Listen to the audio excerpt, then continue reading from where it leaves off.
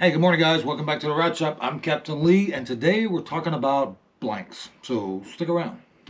Okay, if you're not new to this channel, then you are probably aware that last weekend I was at North Fork Composites in Woodland, Washington, learning about materials. Um, Honestly, the actual construction of a fishing rod, the tricks and the techniques, I didn't pick up that much, but I've been doing this 20 years. You have the advantage of watching the previous 150 videos and picking up most of that knowledge without having to go anywhere. So let's just talk about blanks in general. You basically have three types, I would say. You have a fiberglass blank, which is the old school, tough, heavy, but tough. You have a carbon fiber blank, and depending on the type of carbon fiber that they're starting with, it will be lighter and lighter. But typically, when you decrease weight, you are increasing the fragility or the likelihood that you're going to break it. And then there are the composites where you have carbon fiber and glass, or carbon fiber with a fiberglass scrim on it. There's a bunch of different combinations that kind of give you the best of both worlds, where you have the lightweight, you have the sensitivity, but you also have the durability. Um, in this rod shop, I have somewhere around 195 blanks. You don't need that much inventory in your rod shop. I have it because I want to have the ability to build without waiting on deliveries. Of those, about 150 of them are NFC blanks, and then I have Rod Geeks blanks, I have Rain Shadow blanks, I have MHX Elite blanks, I have the SP Popping Rod blanks. I have more. I have way more in here than you need. When it comes to manufacturing blanks, most blanks that are available today are manufactured in China, and they're manufactured using technology and cutting machines and wrapping machines. There are some companies like NFC that everything is manufactured here in the U.S. They also will use some technology, most of them. And then you have NFC, which to my knowledge is the only one that does everything by hand. You know, I'm a fan of NFC. You also know that they have some issues. We will get into those issues in the next video when I'm going to really be talking about what I learned there. They were very gracious. They allowed me to shoot everything with a few caveats of some stuff that I could shoot, but I couldn't show publicly. Understandable. It's not the way they build blank. It's not the technology that they use to build blanks. That's common knowledge in the industry, at least. It's just no one else chooses to do it the way they do it because it costs more to build rods with the equipment and the amount of labor that they use at NFC. That's, in my opinion, what separates them. So let's talk about blanks. One of the things that I did finally get a firm grip on is the difference between an SJ blank and an MB. Now, Gary came up with the MB design, and if you think about a blank, and it's basically, a tube that's larger at the bottom and it progressively gets smaller until you get to the tip top. An SJ blank is that. It is basically, it's what they call a straight taper. So it starts at, half-inch diameter, and it goes to, 5 millimeter tube, and it's just a straight, consistent flow from butt to tip. What that you have more of a parabolic curve to the way it loads, where the power is. Then you have an MB blank, Mag Bass. Gary came up with it, as he did most of the technology involved with carbon fiber fishing rods.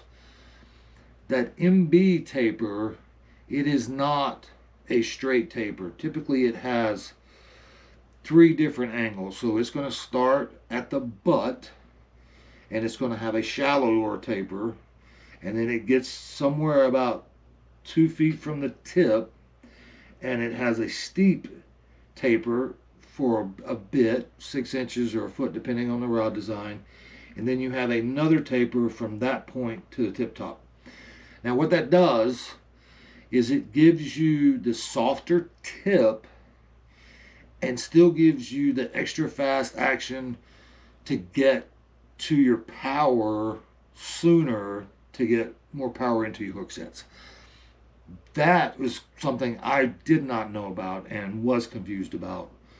I didn't know that was the clearest I had ever heard it explained, and we watched them cut carbon fiber to make an MB, and that'll be in the first video from NFC. But it was really eye-opening to learn the difference of SJ, straight taper, MB, 3 and sometimes 4 different tapers in one blank. Anyway, interesting information. For blanks in general, you're going to be looking at power and action, length. Obviously, let's just take an example. Let's take an example of a 7-foot, medium, heavy, fast. Well, what does that mean? Well, obviously, the overall length is, close to 7 feet, if not exactly 7 feet. You will have a power, which is a rating, and every company rates them a little differently. There is no uniform standard rating system for blanks across the industry. So if you have a medium heavy from one company, a rod that fishes exactly the same may be a heavy from a different company. So you have length, power, so you go from ultralight to light to medium light to medium heavy, heavy, extra heavy, and then you get really into your broomsticks, mags, whatever. Action is the one that is a little bit more complicated to conceptualize. So action is, in its simplest form, is where, when you load a blank, where along that blank do you get to the point where your power is and you basically stop bending. So extra fast, you have about this much at your tip top, and then you're getting into the power, and so you have a steeper bend here, and then all of a sudden you're in your power section. Fast, you're looking at the top foot to 18 inches depending on the manufacturers. Moderate fast, again, probably 2 foot, 2.5, then you have moderate, and then you have slow, and then you have some that are extra slow, and basically that's an ugly stick. It just keeps bending until you get to the handle with a fairly consistent curve. So your length, your power, your action. Again, there is not really an industry standard.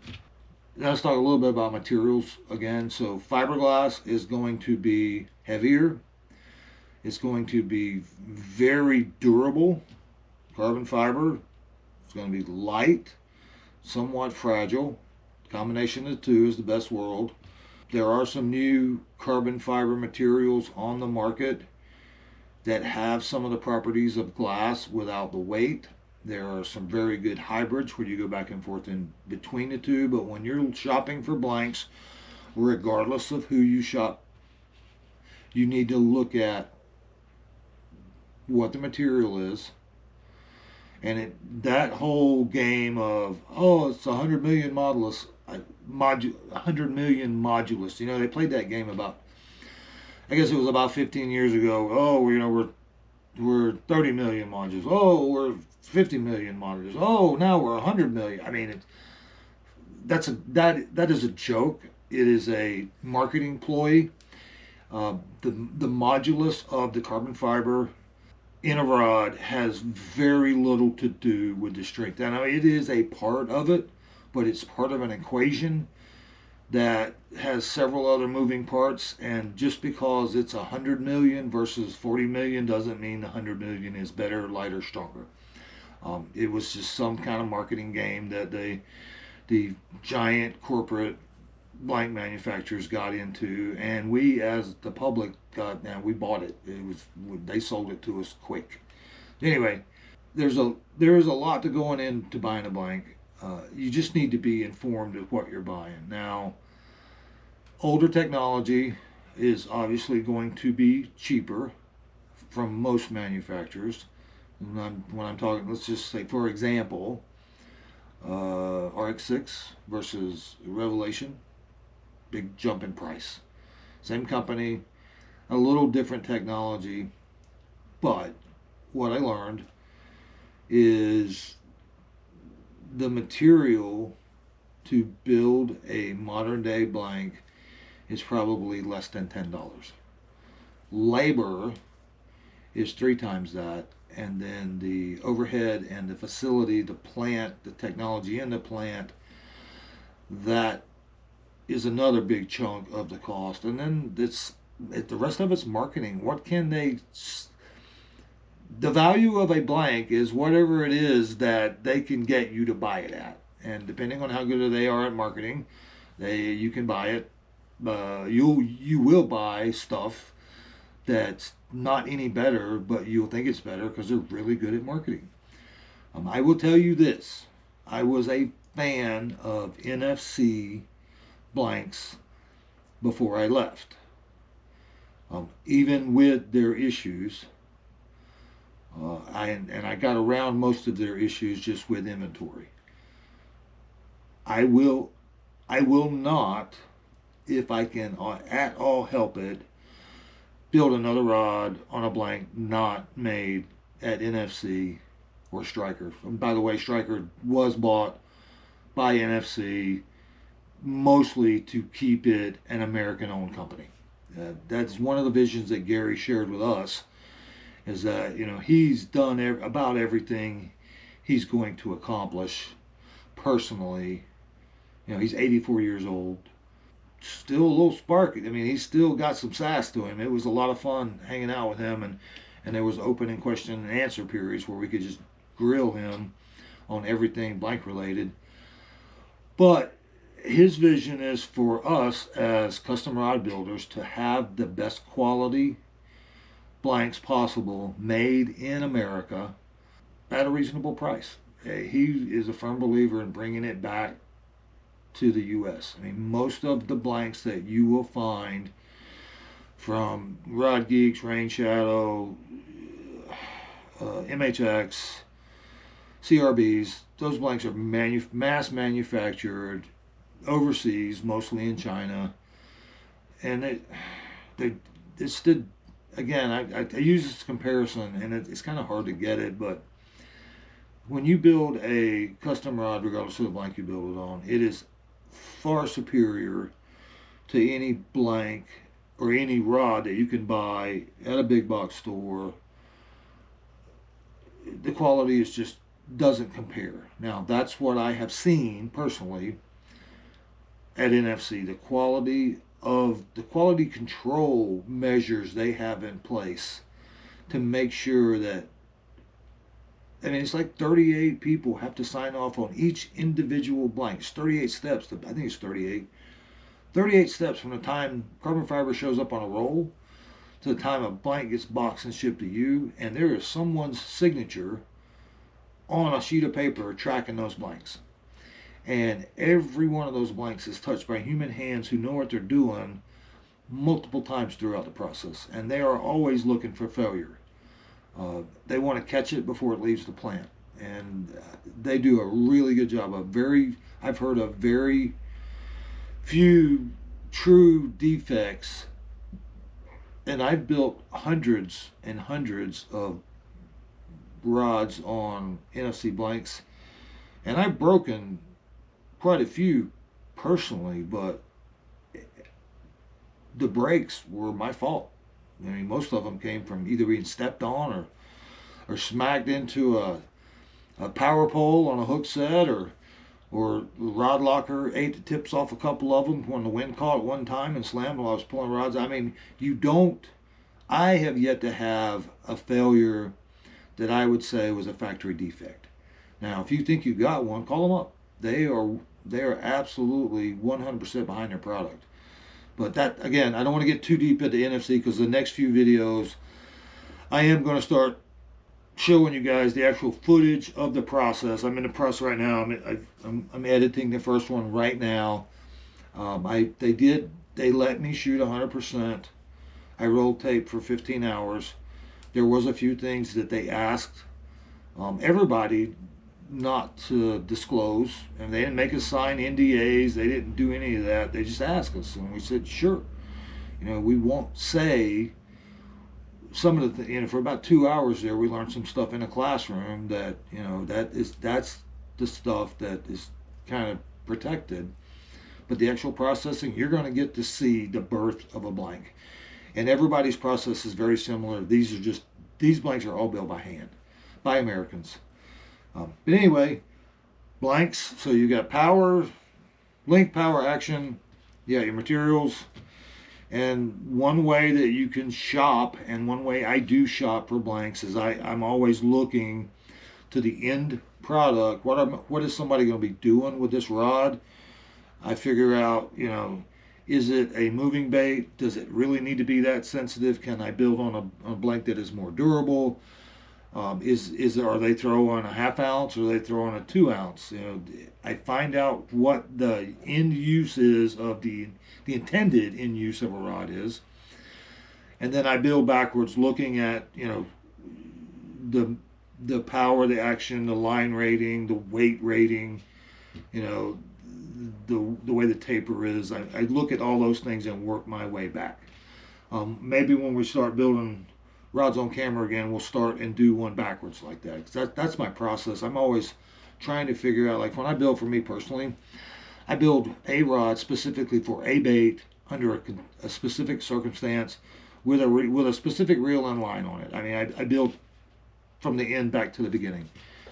You won't always be able to do that, but you will have some idea where you're going with a blank and a build. But that's it for this video on blanks. I've got a lot of information still swirling. I'm trying to make sense out of. It was a wonderful experience to get really deep into the materials, because I'm a nerd basically, and I want to know how things work and how things are put together. But those videos are coming. I'm in the process of editing right now, and you will see them as soon as I get them done. But anyway, you guys have any questions, please email me. Put questions in the comments. I think these next few videos are going to be very exciting, at least for the nerd in me. They're going to be very exciting, and hopefully you find them interesting too. So that's it. Thanks for watching, guys. I'll see you next time, and we're out.